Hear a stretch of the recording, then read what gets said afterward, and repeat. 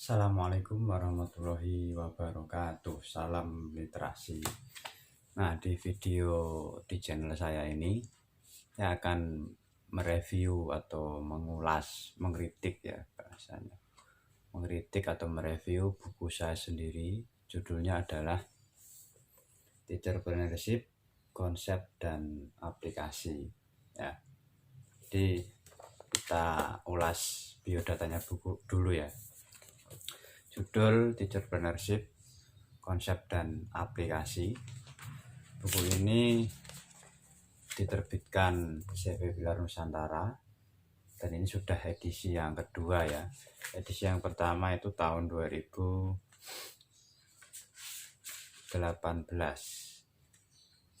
Sedangkan yang edisi kedua ini ternyata ini sudah edisi ketiga ya. Saya sampai lupa. Edisi yang pertama cetakan 1 Maret 2018, yang kedua Januari 2019, dan yang ketiga Januari 2020. Untuk tebalnya ini 243 ditambah 12 halaman pembuka, ukurannya 21 kali 14 cm. Nah, penulisnya saya sendiri dan editornya adalah Amin Nasrullah, Magister Ekonomi dan Keuangan. Untuk fisiknya warnanya seperti ini covernya ya, bisa dilihat. Nah, untuk isinya saya ulas secara umum ada 4 bab. Pertama, konsep dasar teacherpreneurship. Yang kedua, model manajemen teacherpreneurship dalam pendidikan. Yang ketiga, tantangan dan peluang teacherpreneurship di era milenial. Bab keempat, praktik teacherpreneurship. Nah, jadi buku ini sebenarnya saya tulis untuk mata kuliah di program studi PGMI, Pendidikan Guru Madrasah Ibtidaiyah di Steno Temanggung, yang memang secara visi misi saya selaku Kaprodi merumuskan teacherpreneurship di bidang pendidikan dasar. Jadi selain sebagai calon guru kelas MISD, lulusan Prodi PGMI Steno Temanggung diharap dapat menjadi seorang teacherpreneurship ya. Latar belakangnya itu. Secara umum buku ini berisi tentang konsep dan praktik ya. Karena ada beberapa bab yang memang mengkaji di dalamnya, khususnya di praktik. Nah, untuk model ataupun latar belakang yang lain selain masalah pengangguran, kampus bodong, kemudian minimnya skill, juga ada spirit Nahdlatul Tujar. Karena sebelum berdirinya Nahdlatul Ulama itu juga ada spirit atau kebangkitan para saudagar atau pedagang. Dalam buku ini saya membahasakan kebangkitan ekonomi atau kebangkitan wirausaha, karena seperti contohkan Nabi Muhammad SAW, untuk menjadi seorang yang kaya bukan tujuan ya, ini hanya alat saja, yaitu salah satunya adalah menjadi pedagang ataupun menjadi entrepreneurship. Nah, di buku ini saya juga menjelaskan perbedaan mendasar antara entrepreneurship, edupreneurship, dan teacherpreneurship. Mengapa sih harus teacherpreneur?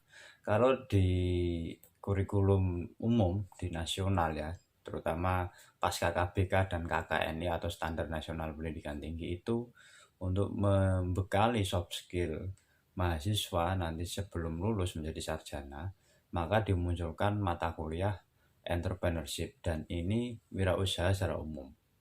Kemudian beberapa pakar pendidikan, penulis, peneliti, dan dosen membuat rumpun baru yang namanya edupreneurship.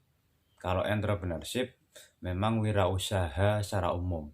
Kalau edupreneurship gabungan dari dua terminologi, yaitu education and entrepreneurship, yaitu wirausaha yang dilakukan di dunia pendidikan atau orang yang berwirausaha di dunia pendidikan. Jadi dua definisi yang saya simpulkan itu. Nah, kemudian agar di KKN ini karena harus ada karakteristik atau kecirian ya, maka dibutuhkan yang namanya teacherpreneurship. Teacherpreneurship ini berbeda dengan entrepreneur ataupun edupreneur. Kalau teacherpreneur itu orangnya, edupreneur orangnya, entrepreneur orangnya. Sedangkan teacherpreneurship itu dari dua kata, yaitu teacher and entrepreneurship, yaitu kewirausahaan atau wirausaha yang dilakukan oleh guru atau guru yang berwirausaha.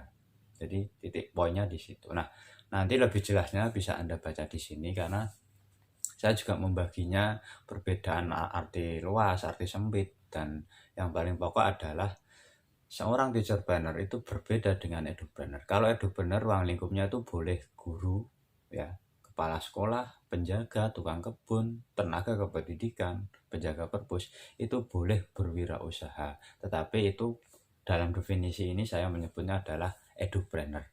Sedangkan teacherpreneur itu harus seorang teacher atau guru, di mana di sini ada bab atau subtema yaitu kompetensi inti teacherpreneurship. Saya mewajibkan harus minimal menguasai 4 kompetensi guru dan 8 keterampilan mengajar, ditambah kompetensi teacherpreneurship yang saya kutip dan saya refleksikan tambah dari beberapa buku babon dan hasil riset atau jurnal ilmiah. Jadi itu ya, minimal harus menguasai 4 kompetensi guru, yaitu kompetensi pedagogik, kepribadian, sosial, dan profesional, ditambah 8 keterampilan mengajar. Karena teacherpreneurship ini bukan pokok tujuan di dalam pendidikan atau seorang guru itu sendiri, tapi tugas utamanya adalah menjadi guru, merancang, mulang, sampai mengevaluasi, mendidik, membelajarkan, itu tugas pokok guru. Tapi kalau teacherpreneurship ini hanya sunnah sebenarnya, hanya bagian dari untuk meningkatkan kesejahteraan guru, karena seperti kita tahu bahwa banyak guru honorer yang memang membutuhkan suplemen ataupun membutuhkan kiat berjuang yang memang itu harus dicari solusinya. Nah, salah satunya adalah menjadi teacherpreneurship.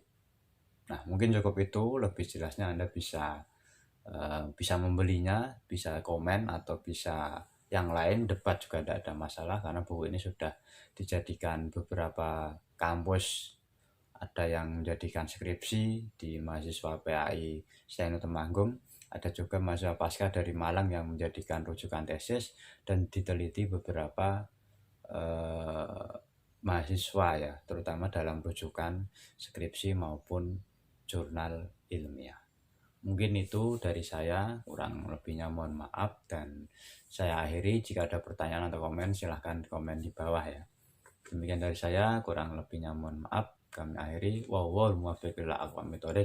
Wassalamualaikum warahmatullahi wabarakatuh. Salam literasi.